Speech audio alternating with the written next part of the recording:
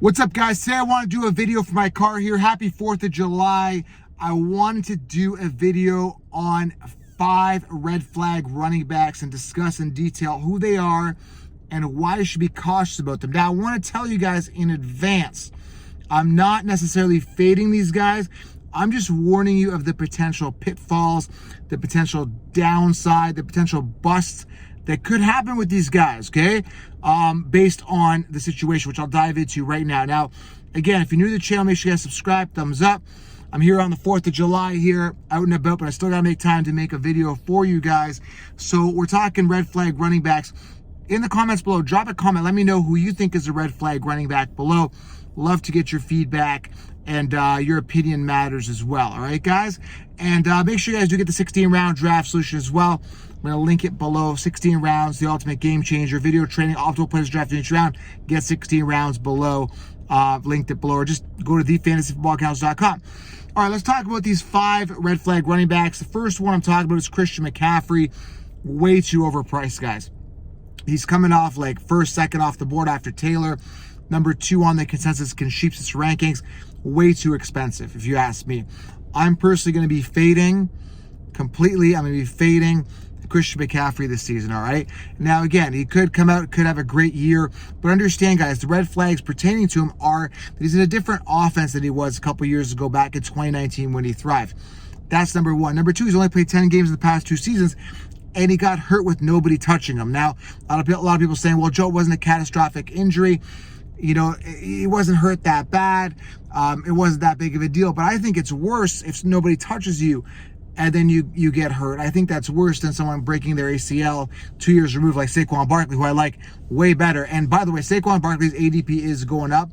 I'm in the middle of an experts league right now. He came off 10th. Guys, his ADP is coming, is rising. So be cautious there. But again, Christian McCaffrey, red flags. Again, he could go off.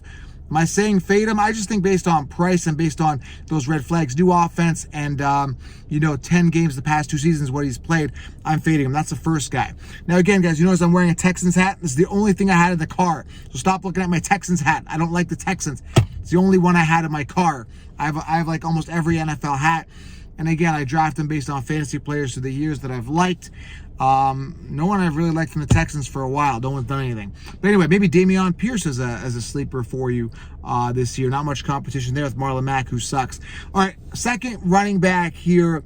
That's a red flag you got to be aware of. And again, there's a bunch of them, but I wanted to narrow it down to 5. Is Austin Eckler. I'm just going to say this about Eckler. He loves fantasy. I like the guy. But the fact of the matter is he peaked at 12 touchdowns last year on the ground, 8 touchdowns receiving. He's never seen those type of numbers, and he had about 203 attempts, and that's the most attempts he's ever had. Okay, this is like a pinnacle year for him. So I'm factoring a regression there. Isaiah Spiller was drafted in the 4th round. I think he's going to be a goal line vulture. And Spiller could really be a factor in the rushing game overall. I think they're looking for that guy that could smash the ball and pound it down the field. I don't think Eckler's built to do that. He's had his fair share of minor injuries through the past. And again, Eckler coming off a pinnacle year, very expensive in fantasy drafts. Just be aware that, again, in his entire career, the 4 seasons before, the man had 9 touchdowns. And then last year he had 12. That's crazy, man. I don't see that happening again. I don't see that being sustainable. I think he had his pinnacle year. So Austin Eckler, just be aware of the red flags, and he's very, very expensive. Third guy here is Joe Mixon. Listen, I like Joe Mixon. I may consider drafting him at the end of the 1st round, early 2nd. Improved O-line, better team, great offense. But again, this is a guy that also had a pinnacle year this year. So you got to be aware when you're drafting Joe Mixon that it was a pinnacle year for him. So be cautious that there may be a decline this year in Joe Mixon as well. Because the years before, years to wow us, we're not really wowed. And then this year he goes off. Again, I like the offense, like the team, but be careful. He's been injured in the past. And again, such a pinnacle year, is that sustainable? I like Mixon, don't get me wrong, but is it sustainable is the red flag around him. 4th guy here, major red flag, is Melvin Gordon, and the guy I'm talking about is Javonte Williams. Listen, I like Javonte Williams. I love him. I think the talent is great. Both him and Melvin split the carries at 203 apiece. Melvin 8 touchdowns on the ground compared to Javonte Williams with 4. And again, Javonte Williams was supposed to be the guy, and obviously it looks like Russell Wilson kind of, promoted and wanted Melvin Gordon back. So Melvin Gordon's back. He will be a thorn. He will be a pest. Melvin Gordon does suck. He's had one 1,000-yard rushing season. He sucks, but he's good enough to be a thorn in the side of Javonte Williams, who I think, that's a major red flag for Javonte Williams. Now, his ADP is declined since the acquisition or the re-signing of Melvin Gordon. Now, again, do I trust Javonte? I like him. I like the talent. I think the opportunities there. I think he's a beast. But I do think that Melvin Gordon will be a pest, and that's a major red flag surrounding Javonte Williams. So be cautious there. I've got one more to go here, and I was kind of torn on who to give you here. But I got to go here with a guy that's kind of jumping out at me as a major red flag is DeAndre Swift. Now, everybody's so high on DeAndre Swift, and I get it. The talent is there. The opportunity, he can catch out of the backfield. There isn't much of a committee. But understand he's on the Detroit Lions. And this guy, years to wow us run out wow, going into his third year, peaked at 151 attempts. I just don't see this guy being a workhorse. I don't think he's built to be a workhorse.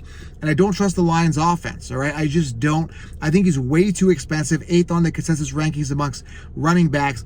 Very, very hard to trust. I don't trust him. I don't like him. I don't want him this year. And I'm going to be fading him, okay? Again, very, very expensive. That's a major red flag. And on offense, which is very suspect, as another main flag as well, all right, guys? So there you have it, guys. Red flags. Again, am I saying don't draft them? No. All I'm saying is that these guys have major red flags. You got to be cautious. Christian McCaffrey, way too expensive. Played 10 games the past 2 seasons. Joe Mixon, is he the real deal, or is that a pinnacle year for him, right? Will he decline this year? Is he going to get hurt again? We don't know. Austin Eckler, 12 touchdowns. I just don't see that again. His entire career, he's only had 9. You could say, well, Joe, finally it's time for Eckler to shine. Again, I'm just not really sold on Eckler being that guy, being that workhorse guy. Then I mentioned Swift and again, Javonte with Melvin Gordon. Just, again, be cautious with these guys. Make sure you implement a robust RB strategy so that you cover yourself and you have a backup plan for backup plan in case these guys don't work out. Maybe stash a Dameon Pierce as well later, who could be the RB1. Okay, don't waste your time with guys like James Whites of the world and Myles Gaskins and Chase Edmonds and Kenyon Drakes of the world. They won't help you. Go for those upside sleepers. Again, I explained that in 60 rounds. So if you haven't gotten 60 rounds, get it, guys. I've linked it below, or head on over to thefantasyfootballaccounts.com. There's 5 red flag running backs here for you guys to potentially avoid for fantasy football 2022. Subscribe, thumbs up, get 16 rounds. We'll talk soon. Have a good 4th of July.